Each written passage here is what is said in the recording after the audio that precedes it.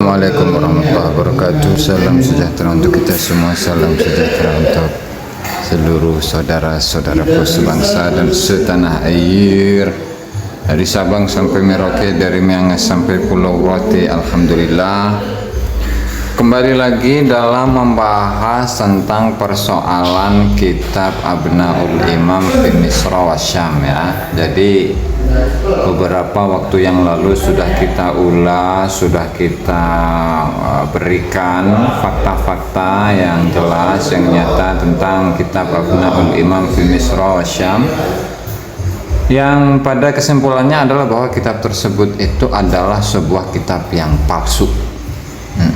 Adalah sebuah kitab yang palsu yang tidak bisa buktikan dengan fakta, dan seandainya kitab itu asli sekalipun maka tetap itu tidak membuktikan apa-apa ya. Dan di sini akan kita angkat lagi nih satu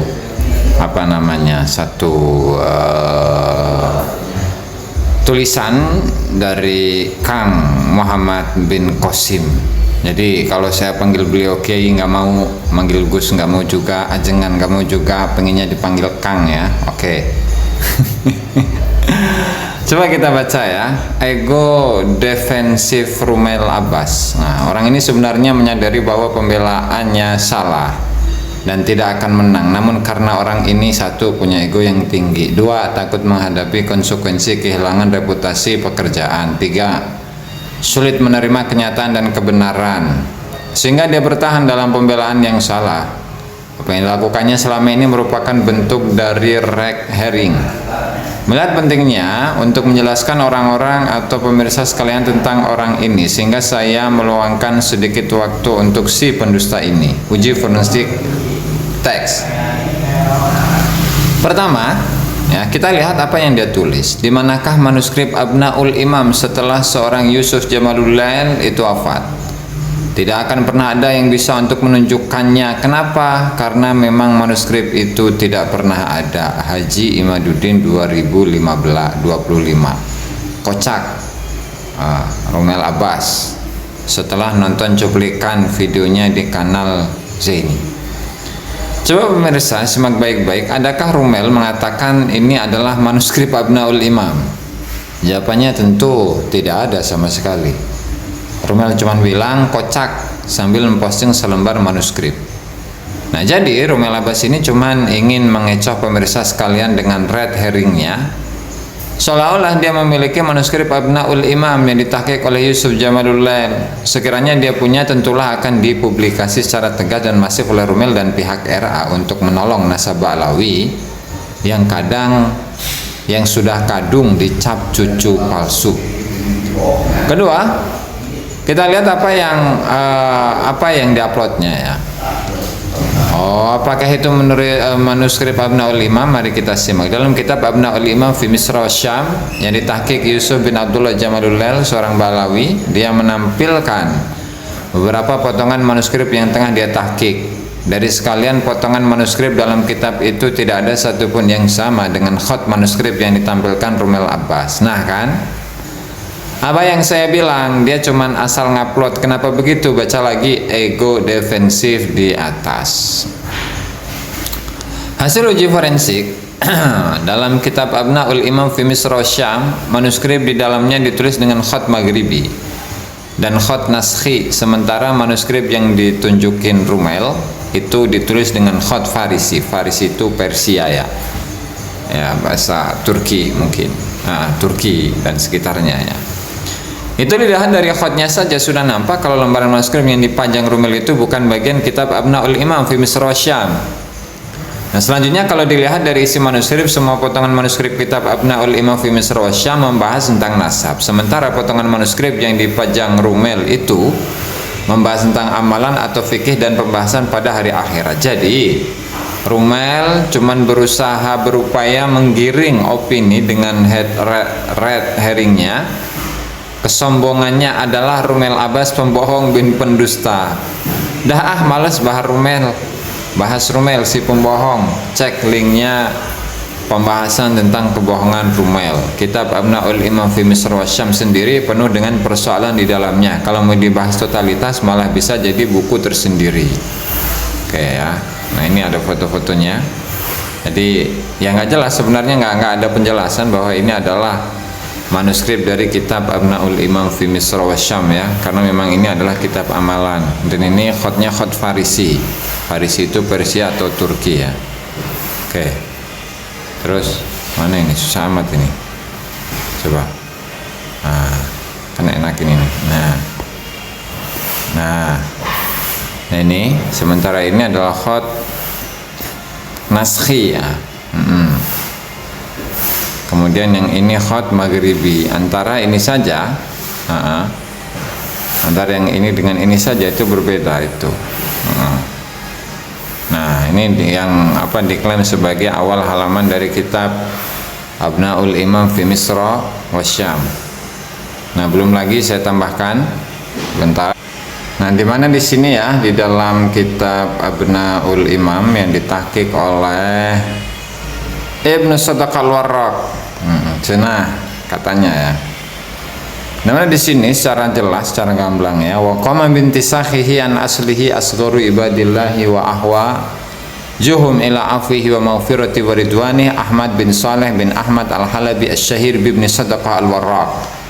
Wa kana al-faraq min naqlihi akhir syahri Rabiul Awal sanata 73 wa 700 nafa'allahu bihi al-muslimina wa akhiru da'wana alhamdulillahi rabbil alamin. Tentu di sini ketika menyebutkan tahun bahwa penyelesaian dari penyalinan kitab Abnaul Imam itu pada tahun 773, padahal Ibnu Sadaqah al-Warraq atau Ahmad bin Saleh bin Ahmad al-Halabi yang dikenal dengan Ibnu Sadaqah al-Warraq itu adalah seorang tokoh yang meninggal pada abad ke-12 Hijriah. Sementara penyalinan ini ada pada abad ke-8 Hijriah. Nah lalu apakah ini tidak menjadi bukti bahwa sebenarnya ini adalah sebuah manuskrip yang jadi-jadian, bikin-bikinan, yang sebenarnya sumbernya itu tidak jelas? Coba di awal. Ibnu Sadaqah al-Halabi asy-Syahir bil Warraq am 1180 ya. Ya, ini Ibnu Sadaqah itu meninggal pada tahun 1170. Sementara tadi ya di halaman 175 itu disebutkan bahwa penyelesaian dari penyalinan kitab Abnaul Imam itu pada tahun 773. Nah, apakah kemudian Ibnu Sadaqah al-Warraq itu adalah seseorang yang meninggal dan memiliki umur lebih dari 400 tahun bahkan sampai 500 tahun, di mana pada tahun 773 itu selesai menyalin kitab ini.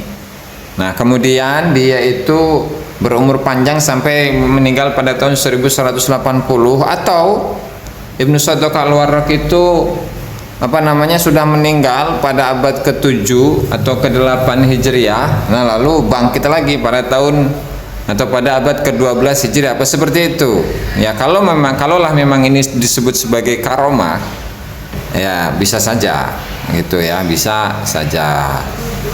Tapi ya secara ini secara argumentasi ya sudah selesai begitu kan. Ini tanggal 25 Februari ini kata Kang Muhammad bin Qasim ya, Rumel termasuk pelaku manipulasi data, potongan manuskrip, potong tangan yang dapat di Telegram diolah sedemikian rupa untuk mengelabui publik. Berikut ini bukti kelakuan si pembohong ini, postingan Rumel. Potongan manuskrip potong tangan dari internet, aku di antara pelakunya. Data ini bisa dihapus, bisa dimanipulasi, bahkan disalahgunakan. Aman cina. Salah ya baiknya, ampun. Terus Sultan Sulaiman Al-Qanuni ini ya, ini dulu ini. Ya, ini bahasa Turki lah lalanjung aing ge. Coba Ismail Abbas. Ini tahun 2024 ya, 1 Desember 2024. Hijau emang benar, yang merah ngarang bebas. Sultan Sulaiman. Itulah ya, bisa di ini sendiri. Masya Allah. Saya rasa cukup ya untuk menunjukkan bahwasannya kitab Abnaul Imam itu memang sebuah kitab yang bermasalah ya. Sebuah kitab yang bermasalah, dan seandainya kalau kitab itu benar ya sebagai sebuah kitab dari karya dari Imam Ibnu Toba itu pun masih menjadi persoalan lagi. Kenapa? Karena kitab ini hanya menjelaskan keturunan-keturunan dari Sayyidina Ali melalui Sayyidina Hasan dan Husain, baik itu yang ada di Mesir ataupun yang di Syam ya, di Mesir ya, daerah Kairo dan sekitarnya, atau Syam yang mencakup beberapa negara yang sekarang ini ya, ada Palestina, kemudian Yordania, ada Suriah, kemudian sebagian dari Irak ya, sebagian. Nah, sementara Ahmad al-Muhajir ilallah, Ahmad bin Isa itu posisinya berada di Hazramut, dan itu tentu menjadi tambahan persoalan lagi ya, sehingga memang tidak bisa dinyatakan bahwasannya Abnaul Imam fi Misra wa Syam itu merupakan sebuah kitab yang menjawab tesis Kiai Haji Imaduddin Usman Al-Bantani. Dan di samping itu Abdurrahman bin Majid Al-Qaraja Rifai Al-Husaini itu pun juga sudah memberikan pernyataan bahwa kitab Abnaul Imam adalah sebuah kitab manhul, kitab yang manhul pakai hak, manhul, kitab yang palsu, atau syubhat syubhat kabirah minan nahal, begitu. Banyak kepalsuan. Itu saja mungkin barangkali yang dapat saya sampaikan dalam kesempatan kali ini. Assalamualaikum warahmatullahi wabarakatuh.